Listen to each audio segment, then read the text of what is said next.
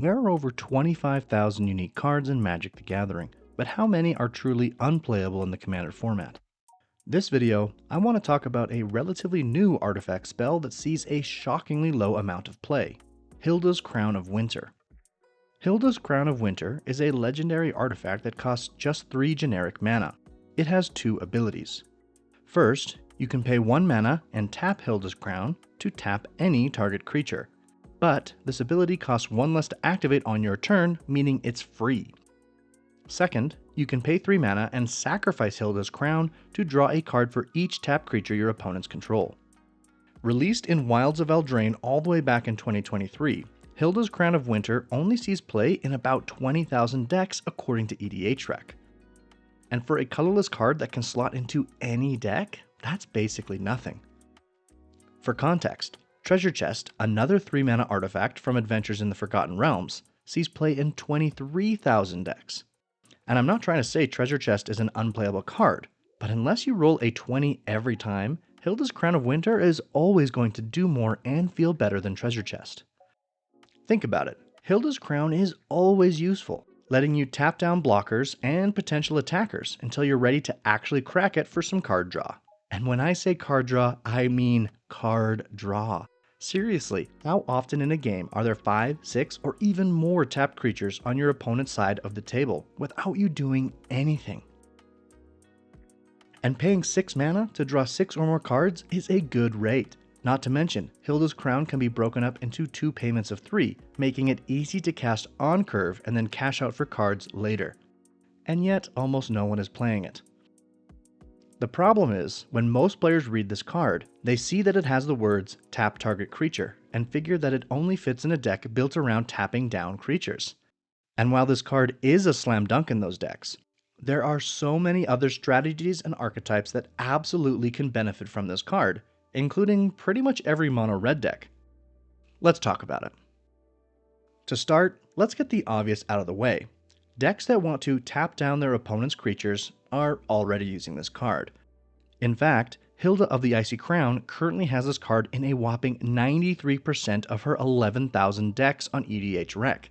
So yeah, these players are very aware of this card. I mean, it's literally her crown. Unsurprisingly, other commanders in this strategy are also already using Hylda's Crown of Winter. Timon and Rhoda have it in 66% of their decks. Sheree of Numbing Depths in 55%. Abishan Cephalid Emperor in 40%. Even Sensational Spider-Man, who hasn't even been released yet, has it in 53% of his listed decks. The point is, if your primary strategy is to tap down your opponent's stuff, you already know about this card. White and blue are by far the best colors for this strategy. White has many repeatable tap enablers like Citadel Siege, Ballynock Trapper, Scepter of Dominance, or Sentinel of the Eternal Watch. Blue, on the other hand, has more one-off spells like Bluster Squall, Shoving Match, Wicked Slumber, Cone of Cold, and Ensnare. They each offer plenty of payoffs as well. Hylda and Rhoda are both payoffs in the command zone, but you've also got cards like Gideon's Avenger, Steam Catapult, Don't Move, Verity Circle, Theft of Dreams, Borrowing 100,000 Arrows, Scroll of Isildur, and Illithid Harvester. Cards that force your opponent's creatures to enter tapped could also work in this strategy, and white is full of options that do this as well. Kismet, Loxodon Gatekeeper, Blind Obedience, Authority of Consuls, and more. Blue even has one option in Frozen Aether. That said, if you want to use this strategy outside of Azorius, green and red aren't terrible backups. You've got cards like Manglehorn, Root Maze, Uphill Battle, Urabrask the Hidden, Anzarin Ruins, and Smoke. Couple these cards with some other colorless options like Orb of Dreams, False Floor, Ring of Gix, and Icy Manipulator, and you've got yourself a solid subtheme without needing white or blue. Some commanders who may be interested in this strategy that I haven't already mentioned include Arkelos Lagoon Mystic, Thalia and the Gitrog Monster, Yosei the Morning Star, Vorinclex Voice of Hunger, and Derevi Imperial Tactician. One final caveat I'll mention, however, is that this strategy can be a little unfun to play against. Okay, now that we've got that out of the way, let's talk about a less obvious strategy that can really take advantage of Hylda's Crown: crime decks.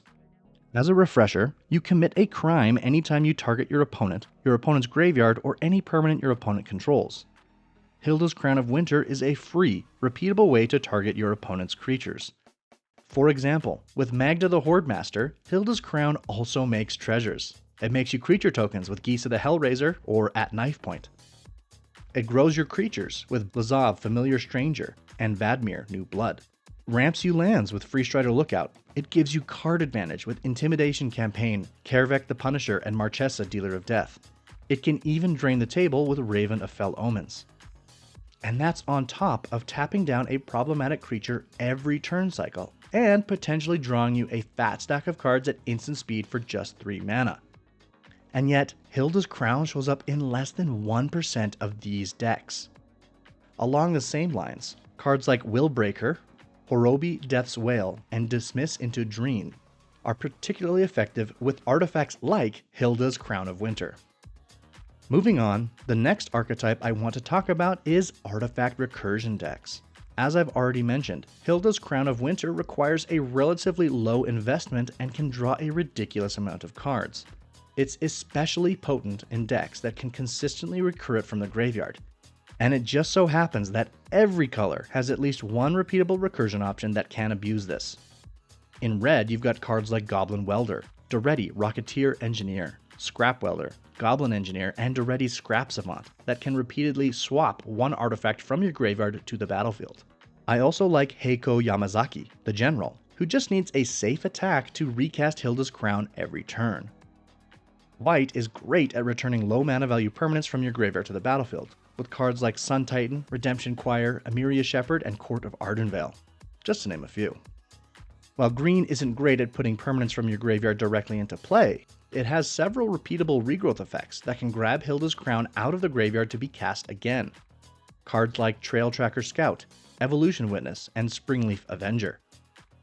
6 is another notable example that can also be your commander. Blue and black are the most limited here, though Emry Lurker of the Loch and Anrakir the Traveler are both very powerful, repeatable options that you can run in your command zone. There are even some colorless cards like Trading Post, Scrap Trawler, and Prototype Portal that could do the job with the right setup. Multicolor options include Treasury Thrall and Bringer of the White Dawn, as well as many cards that can be your commander.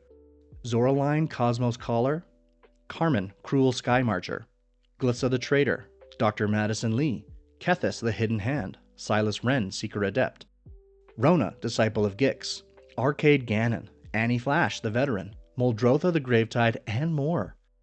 In all of these decks, Hylda's Crown of Winter is, at worst, a way to repeatedly disrupt your opponent's creatures.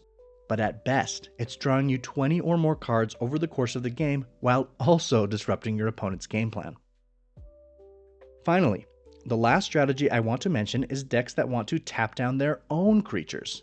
It's easy to miss, but Hylda's Crown of Winter can actually target any creature, including your own. This is relevant in decks that are looking for flexible cards that can cover multiple aspects of deck building. Saint Traft and Rem Carolus, for example, can use Hylda's Crown in 3 ways. 1. To tap down an opposing creature. 2. To draw some cards. And 3. To make a creature token by tapping down your commander. Yes, there are plenty of other cards that let you tap your creatures down for free, but how many also double up as a draw spell? How many also work as pseudo removal? And how many of those are colorless options that can be included in any deck? Not many. Some other creatures that like to be tapped down include Magda, Brazen Outlaw, Sanwell, Avenger Ace, Mistmeadow Vanisher, King Makar the Gold Cursed, Wildfire Awakener, Amara Soul of the Accord, Wily Duke, Atten Hero, Fallow Sage, Scaretiller, Night Market Lookout, and Annie Flash the Veteran, who I mentioned in a previous strategy. If you're interested in pursuing this strategy, there are plenty of ways to tap down your own creatures. That includes any spell with Convoke, any spell that turns your creatures into mana dorks, any vehicle with an appropriate crew cost, and any equipment or aura that adds a tap ability. Obviously, I can't cover every card that you can explore in this strategy, but I do want to mention a few of my favorites.